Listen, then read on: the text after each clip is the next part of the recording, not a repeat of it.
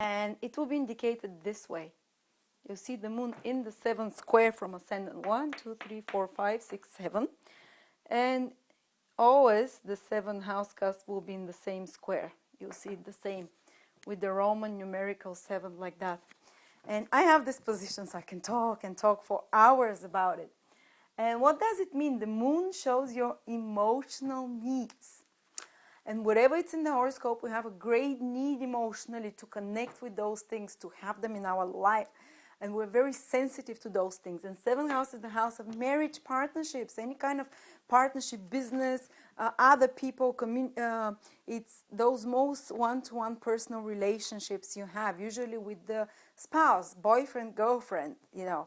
So such people, it's not like they're needing relationship, but they need to be in a relationship. They feel very comfortable in a relationship. So you'd rarely see a person with the moon in the 7th house who is single for too long time, unless, of course, there are always exceptions, maybe 30-40% sometimes. But in the majority of cases, such people, they just need to be in relationship. They feel most comfortable. They feel very much attached. The moon shows where you get a lot of emotional attachment. So such people get very much attached to their partner. And unless there are some difficult planets in the 7th house, like Rahu or Saturn, there tends to be like one marriage which is stable. It's quite positive for the married life, for the relationship life. But for instance, I have the North Node Rahu in the 7th house, which is a very disruptive influence. So my love life is extremely the opposite. I mean, it has been. But I'm always, but for most people with just the moon there, when there is no Saturn or Rahu to give some disruptions, usually married life will be type of very important for them emotionally. The emotional well-being will depend on the marriage. If you see a person who has the moon in the 8th house and they're unhappy, you can bet your socks that it's usually because of the partner. If the partner if they had an argument or business partner or life partner, somehow such people can go into depression, so they can disbalance the emotional well-being on account of other people. And also other people's opinion is very important for them. They're very aware, they're very sensitive to other people, what the population thinks of them, what others think of them. So I'm definitely, it's painful awareness almost for such people. They might feel like they're center stage often in the, or that basically that what others think about them, it's so important that they can disbalance their health and emotional well-being. And also their relationships are pretty much public. A 7th house rules public and others, so the details of their intimate life and their relationships are usually quite well known to others.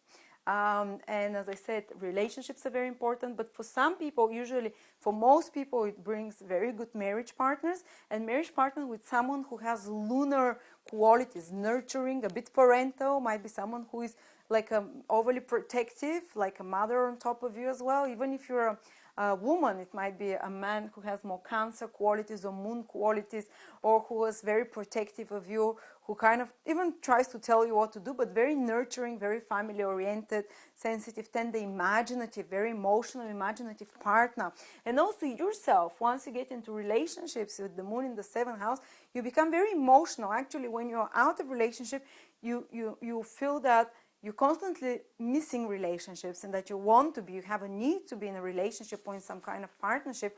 But when you get into a relationship, your emotions go much more extreme, and you become more emotionally reactive and sensitive to anything the partner does. So such people are very sensitive to what the partner does. So the partners have to be careful with such people, because everything is taken super personally. The moon shows where you're most receptive to things. The moon is the female part of you, the receptive part. So you're most vulnerable there. So in such people, their vulnerability is their partner. I'm not saying it's going to be a bad partner. Usually it's not, but they're very vulnerable to what others do and to what the public does. So I'm very vulnerable when you write to me nasty comments, it can affect me for a while, because the public, the audience, 7th house is audience, the 1st house is you self, 7th house is others, what others think to you. So such people are sensitive to the opinions of others and to the actions of others, and especially to their marriage partner. And sometimes it can be negative for marriage, as I said, when there is Rahu there, or when there is Saturn. Relationships might not be so smooth or easy. There might be some extreme or a bit more painful experiences. Or if you have your ascendant in Aquarius and the moon in the 7th house, like me, then the moon rules the 6th house of enemies and arguments. So Aquarius ascendants with moon in the 7th house will have more arguments than normal with their partners.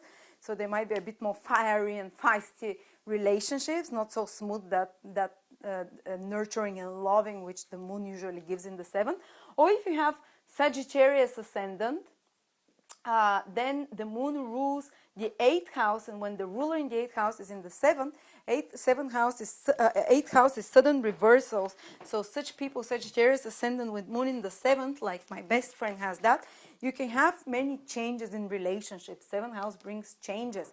But changes in relationship, because 8th house rules sudden reversals, but 8th house rules other people's wealth. So such people, Sagittarius ascendants with moon in the 7th, can attract finances and a rich partner. Anyway, we're just talking generally now about moon in the 7th house.